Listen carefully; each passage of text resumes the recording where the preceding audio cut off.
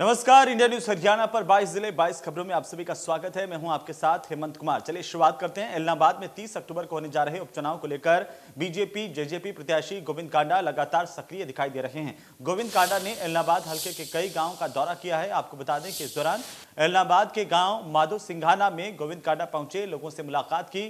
गोविंद कांडा ने जनता से उनके पक्ष में वोट देने की अपील भी की। जहां एक तरफ एलनाबाद हल्के के कई गांव में गोविंद कांडा का विरोध देखने को मिला, तो वहीं माधो सिंघाना गांव में गोविंद कांडा का जोरदार स्वागत किया गया। इस मौके पर गोविंद कांडा ने कहा कि कांग्रेस ने देश में 70 साल राज किया, लेकिन कहीं पर भी विकास नहीं किया।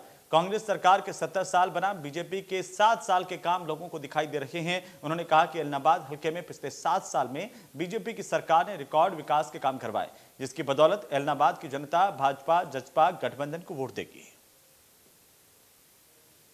आप देख रहे हैं कि जनता में कितना उत्साह है और कितनी भावुक है। अब की बार ये जनता, एलनाबाद की जनता ये चाहती है कि हम जो 70 साल से एक ही घर में हैं, इनसे छुटकारा पाएं और एलनाबाद का विकास कराएं। और सारी पूरे एलनाबाद हल्के की जनता का अब की बार साथ मेरे साथ है और एक एलनाबाद में बहुत बड़ा कमल खिलने जा रहा है। आप कहते 70 साल और बनाम 7 साल फिर नहीं, बिल्कुल जो 70 साल में काम नहीं हुए, जितने पैसे नहीं लगे, वो हमारे माननीय मुख्यमंत्री ने यहाँ 7 साल में लगाए हैं। और मैं ये कह रहा हूँ वो 70 साल और 7 साल उनसे ज़्यादा पैसे अब लगेंगे यहाँ पे 3 साल के अंदर अंदर। देखना विकास कैसे होगा। क्या मानते हैं बुनियादी सुविधाओं का अभाव है, सेम की समस्या है? सेम की समस्या हमारे माननीय मुख्यमंत्री जी ने ख़त्म कर दी। तकरीबन 98 करोड़ रुपए से काम शुरू हो गया है और उस पर काम भी चालू हो गया है। और सबसे बड़ी जो एक समस्या थी टेल के पानी की, वो भी कल धरना समाप्त करके ख़त्म कर दिया है। तो ऐसी बहुत चीज़ें हैं जो यहाँ अब ये एलनाबाद विकास की ओर जा रहा है। सरकार इनको सबको साझा होना चाहिए। सरकार में जो सरकार का अंदर साझा होंगे तो और बहुत विकास होगा। किससे टक्कर मानते हैं? कोई टक्कर नहीं किसी से भी।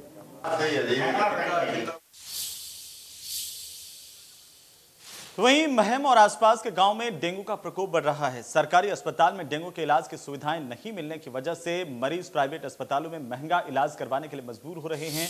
गरीब और मध्यम वर्गीय परिवारों से ताल्लुक रखने वाले डेंगू के मरीज खेड़ी महम के एक ऐसे अस्पताल में इलाज करवा रहे हैं जहां पर फ्री में इलाज किया जा रहा है।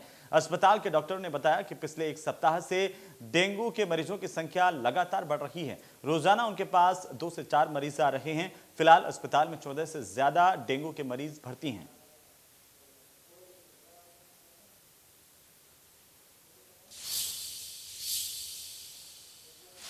तो वहीं हरियाणा की मंडियों में धान की आवक जोरों पर है, जबकि लिफ्टिंग में देरी से किसान परेशान नजर आ रहे हैं। कई किसानों ने अभी भी धान के लिए पोर्टल पर रजिस्ट्रेशन नहीं करवाया। इसके लिए सरकार ने उन्हें 4 दिन के लिए रजिस्ट्रेशन करवाने की अनुमति दी है। यमुनानगर में लोगों ने मेरा फसल मेरा ब्यौरा का रिकॉर्ड तोड़ रजिस्ट्रेशन करवाया है। यमुनानगर में 82% लोगों ने मेरा फसल मेरा ब्यौरा में रजिस्ट्रेशन करवाया है। हालांकि जो बाकी लोग रह गए हैं, इसके लिए भी जानकारी देते उपायुक्त पार्थ गुप्ता ने बताया कि सरकार ने 14 तारीख से 17 तारीख का समय दिया है। जो किसान रजिस्ट्रेशन कराना चाहते हैं वो मेरा फसल मेरा ब्यौरा में इनमें 4 दिन में अपना रजिस्ट्रेशन करवा सकते हैं। इसके अलावा उन्होंने बताया कि कई बार कई तरह की शिकायतें आई हैं मेरा फसल ब्यौरा में, जो भी कोई त्रुटि है कोई कमी है, किसानों की इसमें सुविधा दी गई है कि हर आदमी यदि उसमें कोई दिक्कत आ रही है तो उसमें अपनी कमी को भरकर वो भी ठीक करवा सकता है। वहीं उन्होंने बताया कि यमुनानगर की बात करें तो यमुनानगर में 2,35,000 मैट्रिक टन धान आ चुका है, जिसमें से 53% का उठान हो चुका है। उन्होंने बताया कि जो यमुनानगर की 13 अनाज मंडियां हैं, इसमें जो रजिस्ट्रेशन जैसे जैसे होगा, जैसे धान आएगा और जो उठान की स्पीड है वो भी जल्दी बढ़ा दी जाएगी। यमुनानगर से देवदास शारदा, इंडिया न्यूज हरियाणा। उधर धर्मनगरी कुरुक्षेत्र में जागरूकता के दावों के बावजूद पराली में आग लगाने की घटनाओं पर रोक नहीं लगती दिख रही है, क्योंकि सैटेलाइट से 49 मामलों की पहचान हुई थी, लेकिन महज 10 किसानों को जुर्माना किया गया। कृषि उपनिदेशक प्रदीप इस बारे में कहते हैं कि सैटेलाइट से 49 मामलों की रिपोर्टिंग हुई थी, मगर फानू में आग लगाने पर 10 किसानों को जुर्माना किया गया, क्योंकि मौके पर 10 जगह पर आग लगी मिली। अलबत्ता उन्होंने अपील की है कि फानू में आग नहीं लगाएं, क्योंकि पराली प्रबंध करें। सरकार भी 1000 रुपए सब्सिडी दे रही है। विस्तार से जानकारी देते हुए उन्होंने बताया कि कुरुक्षेत्र जिले में एक लाख से ज्यादा हेक्टेयर क्षेत्र में धान की खेती हुई थी। अभी तक 50% फसल कट चुकी है। सैटेलाइट से जो 49 मामले मिले थे, उनमें से मौके पर 10 जगह पर आग मिली तो उन किसानों को जुर्माना किया गया।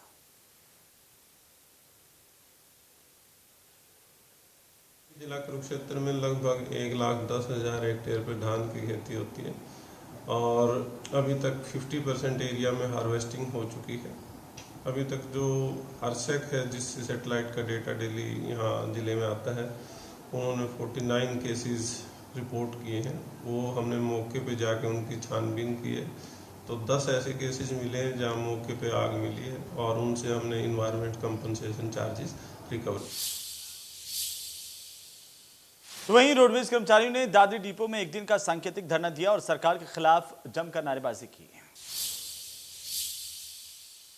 निजीकरण ठेकेदारी प्रथा के विरोध में व पुरानी पेंशन बहाली की मांग को लेकर आज चरखी दादरी में पूरे प्रदेश भर के रोडवेज कर्मचारी यूनियनों की तर्ज पर एक दिन का सांकेतिक धरना प्रदर्शन किया गया। साथ ही साथ नारेबाजी भी की गई।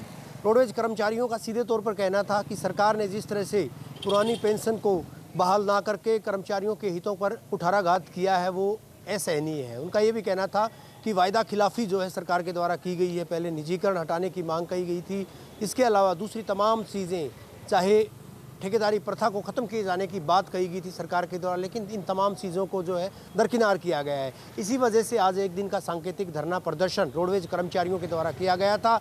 अगर सरकार इसी तरह से वायदा खिलाफी पर उतरती है तो निश्चित तौर पर आने वाले दिनों में कर्मचारियों के द्वारा आंदोलन तेज किया जाएगा। चरखी दादरी से सहयोगी लहरी, वीडियो जर्नलिस्ट सुमित अवस्थी के साथ Ravi Jangra, India news Haryana.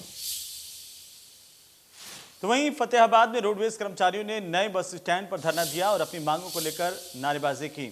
Roadways कर्मचारियों का कहना है कि बीते साल सरकार और कर्मचारियों के बीच कई मांगों को लेकर सहमति बनी थी, लेकिन मांगे मानने के बाद भी आदेश जारी नहीं किए गए। इसके चलते कर्मचारियों में नाराजगी है और कर्मचारी पूरे प्रदेश में जिला स्तर पर धरना प्रदर्शन करेंगे।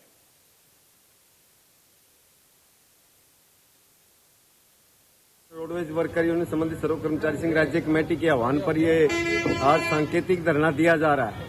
हम ये कहना चाहते हैं कि इससे पहले भी अपनी लंबित मांगों को लेकर लगातार कई बार हम तमाम डिपो पर विरोध प्रदर्शन, गेट मीटिंग कर चुके हैं और पहले 4 जून 2020, 6 जनवरी 2020 को जो लगातार हमारी 3-3 घंटे परिवहन मंत्री और उच्च अधिकारियों से जो मीटिंग हुई, उसमें बहुत सारी मांगे रोडवेज कर्मचारियों की मानी गई, परंतु दुर्भाग्य है कि वो जो मानी गई मांगे हैं आज सरकार लागू नहीं कर रही और लगातार वो मांग मानने की बजाय जो पहले से मिल रही है वो सुविधाएं छीन रही है। कि पहले से रोडवेज कर्मचारियों को ओवर टाइम मिलता था, ओवर टाइम बंद कर दिया गया। उधर फरीदाबाद नगर निगम क्षेत्र में अवैध निर्माण का धंधा लगातार फल फूल रहा है। अधिकारियों की मिलीभगत के चलते लगभग हर विधानसभा क्षेत्र में अवैध निर्माणकर्ताओं के हौसले बुलंद हैं। अब इन अवैध निर्माणकर्ताओं पर आखिरकार शिकंजा कसने के लिए फरीदाबाद नगर निगम चालान ऐप की शुरुआत करने जा रहा है। इससे अब तोड़फोड़ दस्ते के अधिकारी अवैध निर्माण की जानकारी चलाने पर देंगे और साथ ही साथ कोई भी अधिकारी कथित मिलीभगत कर जब तक उक्त निर्माण पर कार्रवाई नहीं हो जाती उसका डाटा को ऐप से नहीं हटा पाएगा। नगर निगम के कमिश्नर यशपाल यादव खुद इस मामले की समीक्षा करेंगे। आपको बता दें कि फरीदाबाद नगर निगम क्षेत्र अवैध निर्माण का गढ़ बन गया है। अधिकारी कार्रवाई के नाम पर थोड़ी बहुत तोड़फोड़ कर इतिश्री कर लेते हैं और इसके बाद भ्रष्टाचार का खेल शुरू होता है। इससे लगातार नगर निगम के आला अधिकारियों को शिकायतें मिल रही हैं, जिसके चलते अब इस मामले में संज्ञान लिया जा रहा है। 2 चीज़ें मैं आपको बताना चाहूँगा। हर चीज़ का एक निश्चित निर्धारित तरीका है जो हमारे म्यूनिसिपल कॉरपोरेशन एक्ट के तहत दिया गया है, जिसमें किसी भी इलीगल कंस्ट्रक्शन के खिलाफ कार्रवाई करने का तरीका भी नियत है। उसमें हमें उनको नोटिस देना होता है। नोटिस के बाद में अगर वो नहीं रोकते हैं तो हम उनको सील कर सकते हैं और उसको फाइनली डेमोलिश कर सकते हैं। दुर्भाग्य से जो मैनुअल काम होता था उसके अंदर वो रिकॉर्ड कंपाइल करके नहीं रखते थे और वो फॉलोअप नहीं करते थे या दबाव में या प्रलोभन में उनको बंद कर देते थे। अब हमने एक चालान ऐप तैयार की है जिसमें इन सभी का जो भी चालान होगा वो ऑनलाइन होगा और उसमें कोई भी उसको डिस्ट्रॉय नहीं कर सकता है और उसके अंदर SOPs हैं कि किस तरह से जाके उसको क्लोज करेंगे। और हर महीने उसको मैं अपने लेवल के ऊपर अब रिव्यू करना मैंने शुरू कर दिया है कि कितने लोगों के खिलाफ कार्रवाई हुई और कितने लोगों के खिलाफ फाइनल डिसीजन ले लिए गए हैं। तो निर्णय कानून के हिसाब से होंगे और समयबद्ध तरीके में होंगे। इस चीज़ का हमने इंश्योर करने का पूरा। उधर भिवानी के देवसर धाम में नवमी के दिन श्रद्धालु दर्शन करने के लिए पहुंचे। देवसर पहाड़ी पर बना भव्य मंदिर भक्तों के लिए आस्था का केंद्र बना हुआ है। मंदिर के पुजारी ने बताया कि अष्टधातु की माता की मूर्ति यहां पर स्थापित है। माता से जो भक्त सच्चे मन से मुराद मांगते हैं वे कहा जाता है कि पूरी होती है। मंदिर में आए श्रद्धालु ने बताया कि रेड क्रॉस संस्था के साथ मिलकर हर नवमी वाले दिन वे रक्तदान शिविर भी लगाते हैं।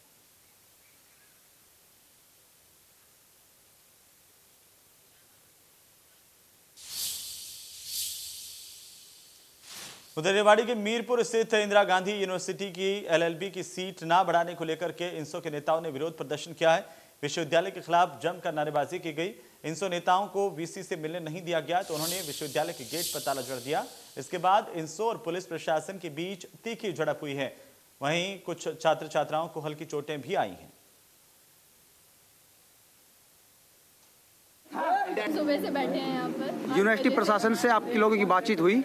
हाँ, यूनिवर्सिटी प्रशासन से बातचीत, लेकिन वो हमारी बात मानने के लिए तैयार नहीं है। क्या कह रहे हैं? कि हम 80 सीटों से आगे नहीं बढ़ाएंगे। ठीक। ये इंसो ने जो सीटें बढ़ाने के लेकर एलएलबी डिपार्टमेंट के अंदर जो प्रदर्शन किया, अभी तक प्रशासन की तरफ से कोई भी नहीं मिल आया है। सिर्फ यूनिवर्सिटी प्रशासन पुलिस वालों को आगे करने का काम कर रही है। विद्यार्थियों के साथ धक्का मुक्की करी जा रही है। उनको यूनिवर्सिटी कैंपस के अंदर वाइस चांसलर ब्लॉक के अंदर घुसने तक नहीं दिया जा रहा। मैं प्रशासन से एक बात पूछना चाहता हूँ, क्या ये विद्यार्थी आतंकवादी, क्या ये गलत काम कर रहे हैं? ये विद्यार्थी अपने हकों के लिए आज लड़ने का काम कर रहे हैं। दक्षिण हरियाणा की इकलौती यूनिवर्सिटी जिसके अंदर 180 सीटें थी, लेकिन अब कटाकर वो सीटें 60 कर दी। फिर भी इन्हें थोड़ा बहुत हमने स्ट्राइक करी तो इन लोगों ने सिर्फ 20 सीटें बढ़ाने का काम करा। 20 सीटें बढ़ाना ऊंट के मुंह में जीरे जैसा। तो चलिए अब बात करेंगे महंगाई की। जींद में टमाटर और प्याज के बढ़ रहे भावों ने रसोई का बजट बिगाड़ दिया है। मंडी में फड़ पर वीरवार को टमाटर 60 रुपए प्रति किलो के हिसाब से बिका। वहीं प्याज भी 40 रुपए प्रति किलो तक बिक रहा है। इससे आम आदमी के लिए सब्जी में तड़का लगाना पहुंच से दूर हो गया है। फुटकर विक्रेताओं ने बताया कि बरसात की वजह से टमाटर की फसलें खराब हो गई हैं। इससे महाराष्ट्र से टमाटर नहीं पहुंच पा रहा। अभी केवल हिमाचल प्रदेश से काफी कम टमाटर मंडी में आ रहा है। इसकी वजह से भाव बढ़े हैं। आने वाले दिनों में टमाटर के भाव और भी बढ़ सकते हैं।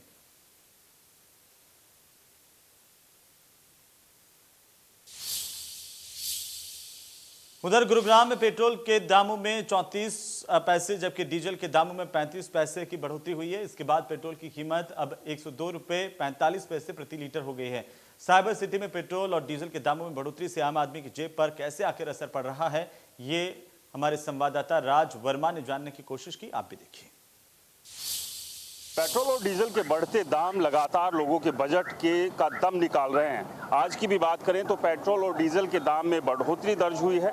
पेट्रोल की बात करें तो पेट्रोल के दाम आज 102 रुपये 45 पैसे पहुंच गए हैं, यानी कि 34 पैसे की बढ़ोतरी पेट्रोल के दाम में हुई है। और डीजल की भी बात करें तो डीजल भी पीछे नहीं है। डीजल भी लगातार जो है वो पेट्रोल का पीछा कर रहा है। और आज जो पेट्रोल के दाम है डीजल के वो 94 रुपये 26 पैसे हैं। तो जो डीजल के दाम में बढ़ोतरी हुई है वो बढ़ोतरी हुई है 35 पैसे की। तो लगातार जो है पेट्रोल और डीजल के दाम बढ़े हैं। पिछले कुछ दिन ज़रूर देखा गया था कि पेट्रोल और डीजल के दाम नहीं बढ़े थे, लेकिन अब एक बार फिर से पेट्रोल और डीजल के दामों में बढ़ोतरी हो रही है और जिसका सीधा असर आम आदमी के ऊपर पड़ रहा है, आम आदमी के बजट के ऊपर पड़ रहा है। और ना केवल पेट्रोल और डीजल बल्कि सीएनजी की बात करें तो सीएनजी के दाम भी आसमान को छू रहे हैं। इसके अलावा जो एलपीजी गैस है वो भी, उसके बढ़ते दाम भी लोगों के लिए मुश्किलें पैदा कर रहे हैं। तो पेट्रोल और डीजल के दाम बढ़ रहे हैं, सीएनजी और एलपीजी के भी बढ़ रहे हैं। कितना असर बजट पे पड़ रहा है, कितना असर पड़ रहा है? तो कुछ और लोगों से बात करने की कोशिश करते हैं। पेट्रोल और डीजल के दाम बढ़ रहे हैं, कितनी मुश्किलें हो रही हैं? मुश्किल तो बहुत हो रही है। मुश्किल तो ऐसे भी हो रही है कि डीजल का महंगा हो गया, पेट्रोल भी महंगा हो गया। तो जाहिर सी बात है कि जो बढ़ते पेट्रोल और डीजल के दाम लोगों के लिए मुश्किलें पैदा कर रहे हैं। और जिस तेज़ी से दाम बढ़ रहे हैं ऐसा लग रहा है कि आने वाले समय में भी कोई राहत लोगों को मिलती दिखाई नहीं दे रही है। कैमरामैन गीतम के साथ राज वर्मा, इंडिया न्यूज़, गुरुग्राम। चलिए आगे बढ़ेंगे। झज्जर जिले के गांव छारा के पहलवान मटरू की हत्या का मामला लगातार तूल पकड़ता जा रहा है। पुलिस की अभी तक कोई कार्रवाई से असंतुष्ट ग्रामीणों ने झज्जर पहुंचकर एडीजीपी संदीप खिरवार से मुलाकात की है। ग्रामीणों ने मामले की निष्पक्ष जांच और आरोपियों की गिरफ्तारी की मांग की। इस दौरान एडीजीपी ने ग्रामीणों को आरोपियों की जल्द गिरफ्तारी का आश्वासन दिया। एडीजीपी ने कहा कि इस केस में दोषियों को किसी भी सूरत में बख्शा नहीं जाएगा। जनाब, गांव काफ़ी इस जुल्म से काफ़ी घबराया हुआ है और गांव हमारा हरियाणा में बहुत ही वरिष्ठ, बड़ा और ठंडा अच्छा गांव है और यहाँ से शुरुआत हुई है पाप की। इसको इस बुराई को यहीं का यहीं दबा दिया जाए, ये आपसे हाथ जोड़ आगे ना बढ़े। ये आरोपियों को लेकर हमने सारा गांव था और वहाँ 11 आदमी गए थे, 11 से भी ज़्यादा हो गए थे अंदर। तो हमने सारे अपने जो पिछली हमें दिक्कत थी वो अपनी जी साहब को बताई। तो उन्होंने साहब ने बड़े ध्यान से सुनी और सबका हमारा एक एक बात का उन्होंने जवाब दिया। तो उनकी बातों से हम संतुष्ट हो गए और ये भी हमने कह दिया अगर हम या तो हम संतुष्ट हो गए, नहीं संतुष्ट हुए तो हम आपको शिकायत कराएंगे और हमारे केस को आप यहाँ से बदल देना। तो उन्होंने ये पूरा विश्वास दिवा दिया कि भाई ऐसा भी हो जाएगा। अब जैसे उन्होंने कह दिया कि भाई दूसरा रोहतक से भी चलाएंगे। इस हाल में हम संतुष्ट, अगर नहीं संतुष्ट हुए तो हम फिर यो काम कर जाए।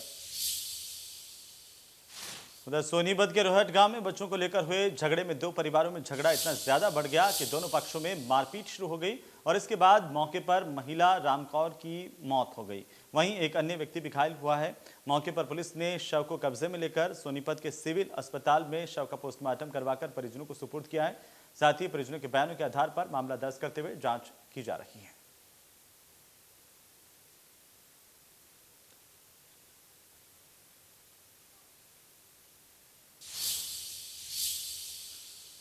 उधर पुंडरी के साथ लगते गांव मोहना में डबल मर्डर से सनसनी फैल गई। मां और बेटी की हत्या कर दी गई, जबकि महिला का 8 साल का बेटा घायल हालत में मिला है।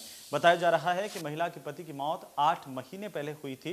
परिजनों ने बताया कि महिला के घर से उन्हें चीखने की आवाज सुनाई दी थी। महिला का बेटा घायल हालत में खून से लथपथ था। जब उनके घर पहुंचा तो उन्होंने इसकी सूचना सरपंच को दी। सूचना पर पुलिस मौके पर पहुंची और जांच शुरू की। पुलिस ने चंद घंटों में ही आरोपी को गिरफ्तार कर लिया है। मां बेटी को मौत के घाट उतार दिया गया। इस पूरे मामले को लेकर के पुलिस ने त्वरित कार्रवाई की और आरोपी की गिरफ्तारी कर ली गई है। ये पुलिस को सुबह सूचना मिली थी, ये मोहना गांव है पुंडरी थाने में। वहाँ पे एक लेडी और उसकी बेटी की हत्या कर दी गई है। तो पुलिस वहाँ पर मौके पर पहुँची थी। मैंने भी सुबह दौरा किया था और वहाँ घटनास्थल पर और बाकी हमारी जो टीमें हैं उसका पता लगाने के लिए जाँच कर रही हैं। उसका एक और जो बेटा था वो भी घायल है, वो अभी हॉस्पिटल में एडमिट है। तो सर क्या कारण बताया जा रहा है मर्डर का, किस मामले को लेकर मर्डर? अभी ये क्लियर नहीं है। पुलिस हर पहलू से जांच कर रही है। कोई पारिवारिक या रंजिशन या कोई डिस्प्यूट का मामला हो सकता है। बाकी पुलिस अभी सारे पहलुओं से जांच कर रही है। तो मर्डर करने वाला कौन है अभी पता नहीं है, अभी अननोन व्यक्ति है, तो उस बारे में पुलिस अभी जाँच कर रही है। तो वहीं हरियाणा शिक्षा विभाग की ओर से हाल ही में चलाए गए सरकारी स्कूलों के बच्चों के लिए पर्वतारोहण अभियान में अंबाला की छात्रा ईशा उन 4 छात्रों में शामिल हैं जिन्होंने यूएन में चोटी पर देश का झंडा फहराया। ईशा की इस उपलब्धि से शिक्षा विभाग और उसके अभिभावक काफी खुश हैं। बचपन में एक हादसे के दौरान अपना एक हाथ गंवा चुकी ईशा का कहना है कि अब वे एवरेस्ट चोटी पर चढ़ाई कर देश का नाम रोशन करना चाहती हैं। आपको बता दें कि आज़ादी के 75वें साल अमृत महोत्सव के तौर पर मनाते हुए हरियाणा शिक्षा विभाग की ओर से हाल ही में पर्वतारोहण अभियान चलाया गया था, जिसमें 75 प्रतिभागियों ने हिस्सा लिया था और हिमाचल प्रदेश की योनम चोटी पर 75 मीटर का झंडा फहराया गया था।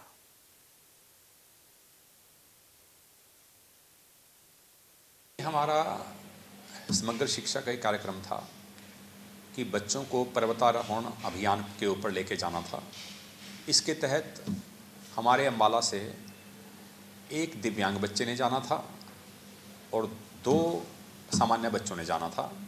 लेकिन बच्चों में जोश इतना था कि दिव्यांग बच्ची ईशा के साथ 2 सामान्य बच्चों की जगह 3 हमारे सामान्य बच्चे वहाँ पर गए थे। खुशी हुई मुझे कि मैं इस अभियान में सेलेक्ट हुई और टोटल हम लोग 66 बच्चे और 9 टीचर्स थे हमारे साथ और हम लोगों ने भरतपुर से भरतपुर से लेकर समिट कैंप तक हमने चढ़ाई 6 तारीख को स्टार्ट कर दी थी। और भरतपुर से हम लोग टोटल भरतपुर से जो हम समिट कैंप तक बच्चे सारे पहुँचे थे, वहाँ से टोटल हम लोग 4 बच्चे निकले। चलिए इसी के साथ ही 22 जिले 22 खबरों में फिलहाल इतना ही। नमस्कार।